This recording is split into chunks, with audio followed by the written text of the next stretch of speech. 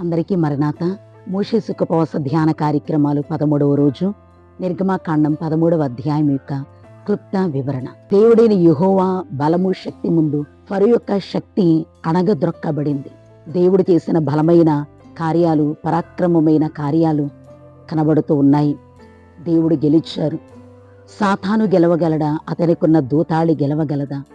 పాతాళము గెలిచిన ప్రభు సభకే గెలుపులు అని దైవజనుడు వ్రాసిన కీర్తనను బట్టి ఈ 13వ అధ్యాయంలో ప్రాముఖ్యంగా ఇశ్రాయేలీయులకు దేవుడైన యెహోవా తెలియజేసిన సంగతులు ఏమిటి అనగా, వాగ్దాన దేశములో అడుగు పెట్టగానే మీరు చేయవలసిన ప్రాముఖ్యమైన పని ఇశ్రాయేలీయుల ప్రథమ సంతానము దేవునికి ప్రతిష్ఠించవలను. పశువులలో కానీ మనుషులలో కానీ ప్రథమ సంతానము దేవునికి ప్రతిష్ఠించాలి. మరి ఒకటి పులియని రొట్టెల పండుగ చేయాలి. అది ఎట్లా చేయాలో ఈ అధ్యాయంలో తెలియజేసిన వారై ఉన్నారు. ఇంకా ప్రాముఖ్యమైన వచనము 13వ అధ్యాయం 9వ వచనములు, యెహోవా ధర్మశాస్త్రము నీ నోట నుండునట్లు బలమైన చేతితో యెహోవా ఐగుప్తులో నుండి నిన్ను బయటకు రప్పించిననుటకు ఈ ఆచారము నీ చేతి మీద నీకు సూచనగాను నీ కన్నుల మధ్య జ్ఞాపకార్థముగా ఉండును. కాబట్టి ప్రతి సంవత్సరము ఈ కట్టడను దాని నియామక కాలమున ఆచరింపవలెను.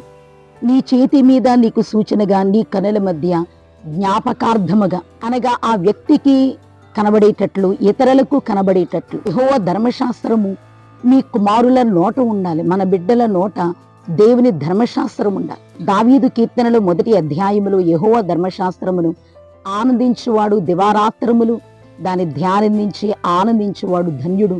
అతడు నీటి కాలువల యోరను నాటబడినదై ఆకు వాడక తన కాలమందు ఫలమిచ్చు చెట్టు వలె నుండును అన్నట్లుగా దేవుని ధర్మశాస్త్రము నీ బిడ్డల నోట ఉండాలి. దేవుడు చేసిన బలమైన కార్యాలు, ఆయన బాహుబలము చేత దేవుడు చేసిన బలమైన కార్యాలు నీ బిడ్డలకు తెలియచేయాలి అని దేవుడైన యెహోవా సెలవిచ్చినట్లుగా మనకు కనబడుతుంది.